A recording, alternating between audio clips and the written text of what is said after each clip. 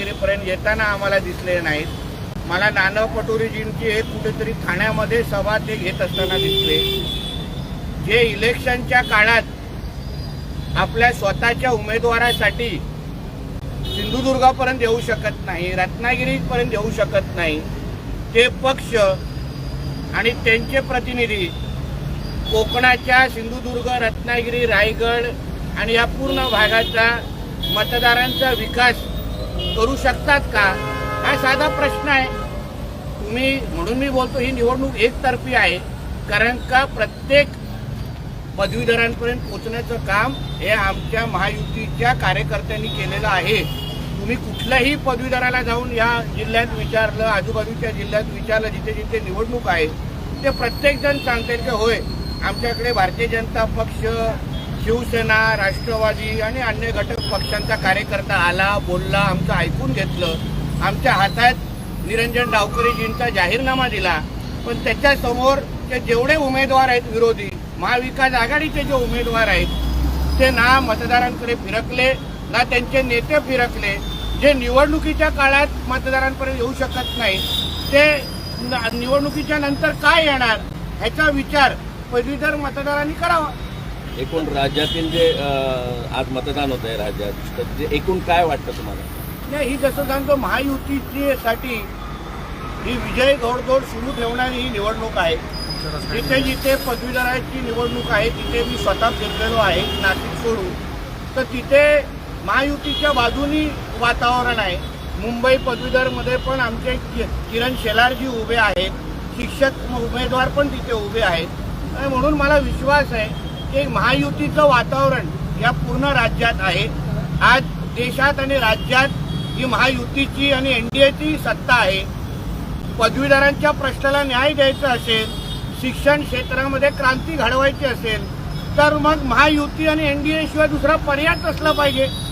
कारण का काँग्रेस असो, उभाटा असो, राष्ट्रवादी, शरद पवार गट असो, हे कुठेही सत्तेमध्ये नसल्यामुळे पदवीधरांना न्याय कसा देणार? आणि म्हणूनच मी तुम्हाला सांगतो की इथल्या कोकणाची पदवीधरची निवडणूक ही एकतर्फी आहे।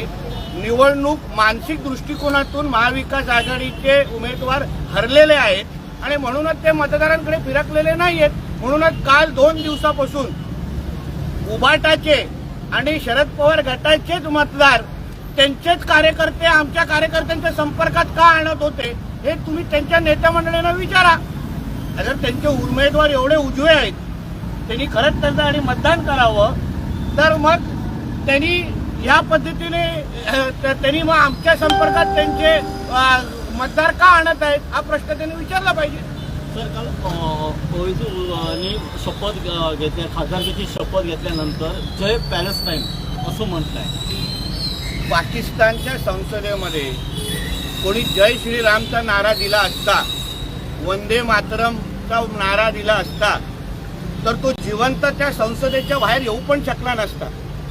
पण आमच्या संसदेमध्ये जिथे आम्ही लोकशाही ची आम्ही पूजा करतो, भारत हा लोकशाही प्रधान देश अशी आम्ही मानतो आणि त्या संसदेमध्ये उभं राहून तिथे डॉक्टर बाबासाहेब आंबेडकरांनी आम्हाला संविधान दिला आणि तिथे उभे राहून अगर विरोधी राष्ट्रांचा आणि जिथे अतिरेक्यांचा जय जयकार होतो, निरपराध लोकांना मारलं जातं, अशा अतिरेक्यांचा जय जयकार कोण अगर करत असेल तर तो 2 पायावर कसा बाहेर येतो याबद्दल भारतीय नागरिकांनी विचार करायला पाहिजे। हाच प्रकार पाकिस्तानमध्ये झाला असता, चीनमध्ये झाला असता तर तिकडच्या संसदेने त्याला जिवंत पण ठेवला नसता, नागरिकांनी त्याला ठेचून मारला असता। ओवैसीला सांगतो, तुझ्यामध्ये खरंच हिंमत असेल ना, भर चौकात ये, तुला काय भारतीयांची आणि हिंदू राष्ट्राची काय ताकद आहे हे आम्ही दाखवायला तयार आहे। अशा ओवैसीची जीभ छाटून खरं म्हणतं भर चौकात त्याला उभं करायला पाहिजे आणि हे कोण अगर छाटणार असेल तर त्यांनी माझ्याकडे यावं आणि पारितोषिक घेऊन जावं। साहेब, शाहू महाराजांना मरणोत्तर भारतरत्न द्या अशी मागणी हसन मुश्रीफ यांनी पंतप्रधानांकडे केली। अतिशय योग्य मागणी आहे। छत्रपती शाहू महाराजांचं तेवढं योगदान समाजामध्ये आहे। आज पिढ्यानपिढी आज त्यांचं कार्य आणि त्यांच्या विचारांवर चालणारे आम्ही सगळे नागरिक आहोत. म्हणून हसन मुश्रीफजींनी जी मागणी केली ती अतिशय योग्य, मी त्या मागणीला पाठिंबा देतो. महालक्ष्मी रेसकोर्सची महालक्ष्मी रेसकोर्स मुंबईतच राहणार. रेसकोर्सची 120 एकर जागा BMCला देण्याची राज्य सरकारने मंजुरी दिली आणि त्याच्यावर थीम पार्क बनवणार आहे हेही सांगा. पर्यटनाच्या दृष्टिकोनातून चांगला प्रकल्प तिथे उभा करणार आहे. मुंबईला अजून पर्यटक दृष्टिकोनातून महत्त्व मिळवण्यासाठी, मुंबईला आंतरराष्ट्रीय दर्जा मिळवण्याच्या दृष्टिकोनातून आमच्या राज्य सरकारने घेतलेलं हे कौतुकाचं पाऊल आहे. साहेब, अमोल मिटकरींनी एक विधान केलं आहे की आगामी काळात महायुती एकत्रित लढण्याबाबत शंका व्यक्त केली आहे त्यांनी. एक लक्षात घ्या, अमोल मिटकरी हे रिमोट कंट्रोलवर चालणारा व्यक्ती आहे. मी रिमोट कंट्रोलवर चालणाऱ्या व्यक्तीबद्दल बोलण्यापेक्षा थेट रिमोट कंट्रोलशी बोलीन, तेव्हा त्याचं उत्तर भेटेल. सर, याला जोडून एक प्रश्न आहे. महायुतीची विधान परिषद, महायुतीला मनसेची जी आहे ती विधान परिषदेत 7 असणार आहे का?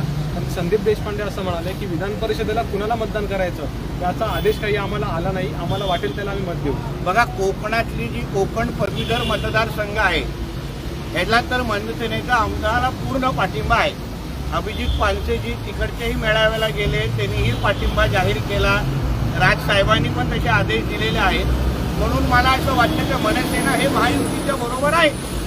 सर, एक जोडून प्रश्न, एक सामनातून टीका झालेली आहे आज उद्धव बाळासाहेब ठाकरे यांचं मुखपत्र जे आहे पक्षाचं, त्याच्यातून की सुंबजळाला पिढी जळेल आणि मोदी जे म्हणतायत की विरोधी पक्ष सक्षम असावा, त्यांनी हुर्रे उडवू नये, तर हे हुकुमशहाने गीता वाचण्यासारखं आहे असं त्यांनी टीका पंतप्रधान नरेंद्र मोदी यांच्या. खरा हुकुमशाह ज्याच्या आजीनी 25 जूनला आपल्या देशामध्ये आणीबाणी लादली, आपल्या देशामध्ये एकदाच आणीबाणी लादली गेली, ते स्वर्गीय इंदिरा गांधीजींच्या नेतृत्वाखाली.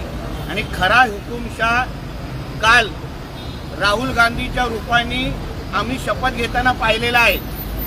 म्हणून संजय राजाराम राऊतला सांगेन, तुझ्याकडे तू आतापर्यंत उद्धव ठाकरेच्या पगारावर होतास, नंतर पवार साहेबांच्या पगारावर गेला.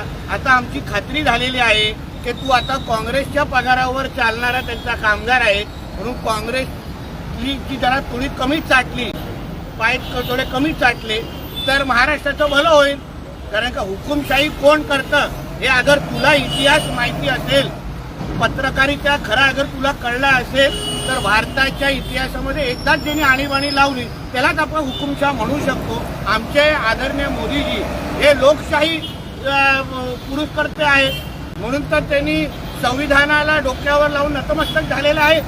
अगर मोदीजी अगर लोकशाही मानत नसते तर हे संजय राजाराम राऊत सारखे लोक आता जेलमध्ये असते, इंदिरा गांधींच्या राज्यामध्ये. सर, एक राज्यातला महायुतीचा प्रश्न, रात्री उशिरा अगदी वर्षावरती कल्पना सुरू होती. दोन्ही DCM आणि मुख्यमंत्र्यांची चर्चा झाली. महायुतीमध्ये सर्व काही आलबेल आहे का? का नाही आलबेल आहे? तुम्ही त्याच्यावरच का चिटकलेला आहात? आमच्या आलबेल आहे म्हणून आम्ही रात्री एक दुसऱ्यावर बसतो की नाही, एक दुसऱ्याबरोबर तासनतास बसतो की नाही? अगर आलबेल नसतं तर तिन्ही आमचे नेते आपल्या आपल्या घरामध्ये बसले असते. महाविकास आघाडीसारखे आमचे एकत्र आहेत, चांगली संबंध आहेत.